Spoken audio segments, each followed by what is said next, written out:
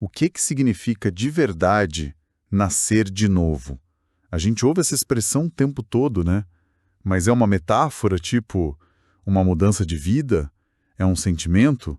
Ou tem algo mais concreto por trás? Pois é, essa é a pergunta central do material que a gente está analisando hoje. E que diabos isso tem a ver com a nossa liberdade de escolha? Exatamente, a gente vai mergulhar fundo aqui em uns conceitos teológicos bem densos, com base numa interpretação detalhada dos livros de Gênesis e Moisés. A fonte propõe conectar 3 pilares: o nosso livre-arbítrio, o significado real do batismo e um simbolismo bem específico com água, espírito e sangue. Certo. Então, a nossa missão aqui é desvendar essa conexão. Tentar entender como a fonte costura esses elementos para formar um padrão que, pelo visto, se repete em tudo, no nosso nascimento, no renascimento espiritual e até no sacrifício de Cristo. É bem ambicioso. Parece mesmo. Por onde a gente começa? Ok, vamos começar por essa ideia do livre-arbítrio, ou, como a fonte chama, de árbitro. O material cita uma passagem de Moisés que diz que nos é dado o poder de distinguir o bem do mal, e por isso nós somos nossos próprios árbitros. Isso é uma responsabilidade gigante. É o ponto de partida de tudo. A fonte defende com muita ênfase que essa capacidade de escolher é fundamental e se opõe, assim, de forma bem direta, à ideia de predestinação. Certo. A argumentação é que, bom, se as pessoas já nascessem destinadas a serem boas ou más, para que serviria o arrependimento? Porque se esforçar para mudar se o destino já está selado, né? Faz todo sentido.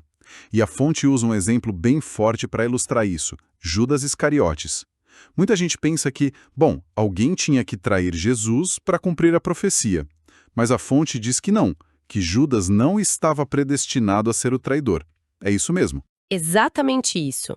A fonte argumenta que a profecia era de que Cristo seria traído, mas não dizia quem faria isso. Judas se tornou o traidor por meio Da escolha dele. do uso da liberdade de escolha dele. Entendi. Ou seja, ele tomou uma série de decisões que o levaram por aquele caminho. Entendi. O fascinante aqui, e que a fonte detalha, é a estrutura dessa liberdade. Não é uma liberdade assim absoluta do tipo eu faço o que eu quero e as consequências que se danem. Como assim? Explica melhor isso. Pensa assim, a fonte diz que Deus estabeleceu as regras do jogo, tanto as físicas quanto as espirituais, desde o começo. O que é certo, o que é errado, as consequências de cada ato. Isso tudo já existe, é fixo. Tá. A nossa liberdade não é para inventar novas regras, é para escolher qual caminho a gente vai seguir dentro desse sistema que já está estabelecido. A analogia que a fonte usa é muito boa, bem pé no chão. Igual. Não tem como alguém plantar abóbora e querer colher melancia. Ah, boa. Você é livre para escolher o que vai plantar, totalmente livre. Mas a partir do momento que você planta a abóbora, a consequência, pela lei da natureza, é que vai nascer abóbora. Você não pode escolher colher outra coisa. As consequências são fixas. Entendi. Então a nossa liberdade está na escolha da ação, não na escolha do resultado. Se eu escolho um caminho, eu tenho que aceitar as consequências que vêm com ele. Isso. Isso coloca a responsabilidade toda na nossa mão. Exatamente. É um poder com responsabilidade, e essa ideia de escolher um caminho com consequências definidas nos leva direto para outra história que a fonte analisa muito bem, a de Nicodemos. Ele era um homem que estava exatamente nesse dilema. Tentando entender o caminho que Jesus estava propondo. E isso, um caminho que desafiava tudo que ele conhecia. Ah, a famosa história do encontro à noite. Nicodemos era um príncipe dos judeus, membro do Sinédrio, que era, só para situar, a suprema corte religiosa e política da época, né? E isso um cargo de poder e prestígio imenso. Um homem que não precisaria se esconder. Por que ele foi procurar Jesus à noite? A fonte comenta isso. A fonte sugere que foi por uma mistura de curiosidade e medo. Ele era um intelectual, um mestre da lei. Ele via os milagres e reconhecia, ele mesmo disse, ninguém pode fazer estes sinais que tu fazes se Deus não for com ele. Tinha uma lógica ali que ele não podia negar. Mas, ao mesmo tempo, ser visto com aquele pregador radical seria um risco gigantesco para a posição dele. A noite era uma proteção. E ele chega reconhecendo o poder de Jesus. E a resposta que ele recebe o deixa perdido. Jesus fala sobre nascer de novo, e Nicodemos, o grande intelectual, entende literalmente, né? Como pode um homem nascer sendo velho? Pois é. E a fonte diz que a resposta de Jesus, na verdade, revela duas etapas diferentes nesse processo. Duas etapas? E a distinção é crucial. Primeiro, Jesus diz: aquele que não nascer de novo não pode ver o reino de Deus. É sobre percepção, abrir os olhos espirituais para uma nova realidade. Ah, É o primeiro vislumbre. Nicodemos estava nesse estágio. Ele estava vendo algo em Jesus, mas não entendia o que era. tá, então ver é o primeiro passo. E o segundo? O segundo é a ação, o compromisso. Jesus continua: aquele que não nascer da água e do Espírito não pode entrar no reino de Deus. Percebe a diferença? Uma coisa é ver o reino de longe. Outra é entrar de vez. Exatamente. O batismo, o nascer da água e do Espírito é apresentado aqui como esse portão de entrada. Ver e entrar. É uma progressão. E para ajudar Nicodemos, Jesus usa aquela analogia da serpente de bronze no deserto. A fonte chama isso de protótipo. Como que funciona? É um paralelo muito poderoso. Na história, os israelitas estavam morrendo picados por serpentes. Aí Deus manda Moisés erguer uma serpente de bronze numa haste e quem olhasse para ela, com fé, seria curado. A ação era simples, só olhar. Mas exigia acreditar, né? Exigia fé. Acreditar que um ato tão simples podia ter um resultado milagroso. Muitos, segundo os registros, acharam simples demais, se recusaram por orgulho e morreram. Peraí. Então a fonte está traçando um paralelo direto entre olhar para uma serpente de bronze e a fé em Cristo. Exatamente, Jesus diz a Nicodemos, como Moisés levantou a serpente no deserto, assim importa que o Filho do Homem seja levantado. A fonte explica que assim como a cura vinha do simples ato de olhar para a serpente, a salvação espiritual vem do ato de fé em Cristo na cruz. Nossa! O caminho é direto, mas exige que a pessoa deixe de lado a complexidade intelectual e simplesmente confie.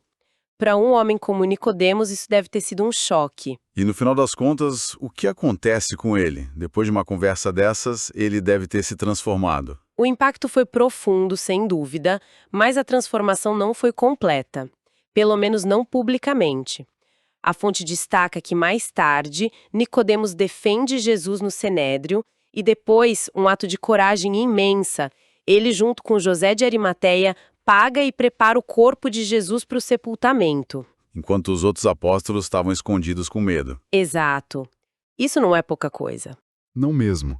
Mas a fonte diz que ele não se converteu totalmente. Por quê? Qual é a especulação? A especulação da fonte é que o medo falou mais alto. Medo de perder o status, a riqueza, o respeito, a posição no sinédrio.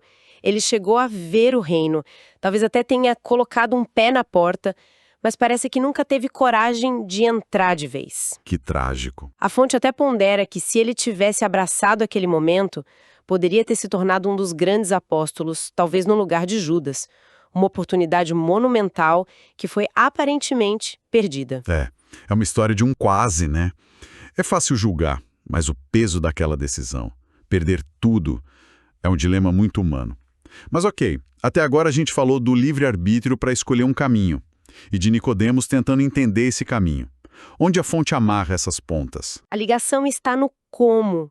Como se nasce de novo? E a resposta, segundo a fonte, está num padrão triplo. A chave está em outra citação de Moisés. Pois pela água guardais o mandamento, pelo Espírito sois justificados e pelo sangue sois santificados. Água, espírito e sangue. Esse é o código, o padrão que se repete. Um padrão de 3 elementos. E onde ele aparece? A fonte mostra que ele aparece de forma paralela em 3 eventos fundamentais. No nosso nascimento mortal, no nosso renascimento espiritual e, de forma suprema, no sacrifício de Cristo. A simetria é impressionante. Ok, isso é interessante. Vamos quebrar isso. Como esse padrão de água, espírito e sangue se aplica ao nosso nascimento físico? Pensa no processo biológico. Primeiro, a água. Durante a gestação, a criança está completamente imersa no líquido amniótico na bolsa d'água, né? O nascimento começa quando a bolsa se rompe. Certo, a água. Faz todo sentido. E o espírito? O espírito, em algum momento que a ciência não sabe precisar, o espírito entra no corpo. É o que a Fante chama de sopro da vida, o que transforma um feto em uma alma vivente. Sem o espírito, o corpo é só matéria. Água, espírito e o sangue. E o sangue. O sangue é o que sustenta a vida física, circulando da mãe para o filho e depois no próprio corpo da criança. O parto em si envolve sangue, água, espírito e sangue. Literalmente, os 3 elementos essenciais para a vida mortal começar. Nossa, eu nunca tinha pensado no nascimento por essa ótica com esses 3 elementos. É um paralelo muito visual. E como a fonte aplica esse mesmo padrão ao nascimento espiritual? A simbologia é direta. Para o nascimento espiritual, a água é o batismo por imersão. A pessoa é submersa, simbolizando a morte da vida antiga, e ao emergir, simboliza a ressurreição para uma nova vida. Ok, a água do batismo. E o espírito? O espírito é o recebimento do dom do Espírito Santo, que geralmente acontece depois do batismo. É através do espírito que somos justificados, ou seja, declarados limpos perante a lei divina. É o que nos guia nessa nova vida. E o sangue? Onde o sangue entra no renascimento espiritual? O sangue é representado pelo sacramento ou Santa Ceia. Ao tomar o pão e a água, que simbolizam o corpo e o sangue de Cristo, a pessoa está, segundo a fonte, sendo santificada.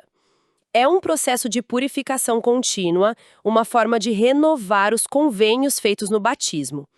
Água, espírito, sangue. O mesmo padrão, só que com um significado simbólico. Nascimento mortal e espiritual seguindo o mesmo roteiro. É uma ideia poderosa. E a fonte ainda diz que isso se aplica ao sacrifício de Cristo também. Sim, e é o ápice do simbolismo. No sacrifício de Cristo, os 3 elementos estão lá de forma literal. A água, a fonte nos lembra que quando o soldado perfurou o lado de Cristo na cruz, saiu sangue e água. Certo. O Espírito. O espírito. O Espírito, Cristo disse, Pai, nas tuas mãos entrego o meu Espírito. Ele cedeu a vida voluntariamente. Ninguém a tomou dele.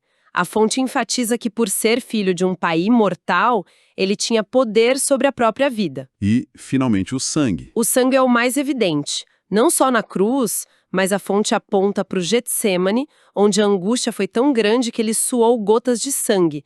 É o símbolo máximo da vida sendo oferecida. Então, o sacrifício que possibilita nosso renascimento também contém o mesmo padrão triplo. É o simbolismo incrivelmente coeso. Nascer, renascer e o ato que permite o renascimento. Todos conectados pelo mesmo padrão. E tudo isso culmina no que a fonte chama de expiação. Exato. E a fonte até faz uma análise interessante da palavra em inglês. Atonement, que pode ser quebrada em at-one-ment. O processo de se tornar um com Deus. A fonte argumenta que esse sacrifício supremo só foi aceito pela justiça porque Cristo não era um homem natural, sujeito ao pecado. Por ele ser perfeito, o sacrifício dele tinha um valor infinito. Satisfez a demanda da justiça, digamos assim. Exato. Satisfez a justiça, abrindo a porta para a misericórdia poder agir para todos que escolhem esse caminho. Então, para a gente amarrar tudo, o que fica de tudo isso?